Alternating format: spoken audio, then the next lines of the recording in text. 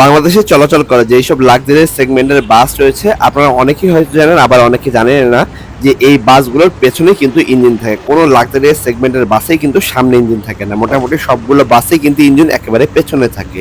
Luxurious বাসগুলোর ইঞ্জিনের ব্যাগডালা কিন্তু যখন যাত্রা বিরতি অথবা যাত্রীরা সব নেমে যায় ওই মুহূর্তে এইরকম ওপেন রাখা হয়। কিন্তু কেন রাখা হয় আপনারা কি জানেন? মূলত ইঞ্জিনের এয়ার ফ্লো অথবা ইঞ্জিনকে ঠান্ডা রাখার জন্য এই কাজটি করা হয়। যেসব বাসগুলোর ফ্রন্ট ইঞ্জিন থাকে এই বাসগুলো চলার সময় সামনে বাতাস ঢোকে, যার কারণে ইঞ্জিন ঠান্ডা থাকে। তবে যে বাসগুলোর ইঞ্জিন একেবারে পেছনে থাকে সেই ইঞ্জিনগুলো কিন্তু সহজে ঠান্ডা হয় না, যার কারণে যাত্রা বিরতিতে অথবা যখন সব প্যাসেঞ্জাররা নেমে যায় ওই মুহূর্তে এইরকম ইঞ্জিনের ব্যাগডালা ওপেন রাখা হয়। ইঞ্জিন ঠান্ডার জন্য যে শুধুমাত্র বাতাস প্রয়োজন তা কিন্তু নয়, এই জায়গাতে অনেকে কুল্যান্ট ইউজ করে, কখনো আবার অনেক কোম্পানি শুধুমাত্র পানি ইউজ করে। শুধু পানিটা আসলে ইঞ্জিন ঠান্ডা করতে পারে না, এই ক্ষেত্রে কুল্যান্ট ওয়াটার ইউজ করতে হয়। এছাড়াও অনেক ক্ষেত্রে লুব অয়েল অথবা লুব্রিকেন্ট অয়েল যেটাকে বলা হয় অথবা ইঞ্জিন অয়েল যেটাই বলি না কেন, এই জিনিসটাও অনেকটা কাজের। এই লুব্রিকেন্ট অয়েল বা ইঞ্জিন অয়েল কিন্তু ইঞ্জিনের ঘর্ষণ বা পিস্টনের যে গরম হয় সেই গরমটাকে নিজে সে অ্যাবজর্ব করে এবং ইঞ্জিনকে ঠান্ডা রাখে। শুধুমাত্র যে লাক্সারিয়াস সেগমেন্টের ইঞ্জিন তা কিন্তু নয়, প্রত্যেকটি বাসের ইঞ্জিনের জন্য ভালো মানের কুলেন্ট এবং ভালো মানের ইঞ্জিন অয়েল ইউজ করা উচিত। সেক্ষেত্রে বাসের ইঞ্জিন ঠান্ডা থাকে এবং অনেক দিন পর্যন্ত সার্ভিস দিতে পারে।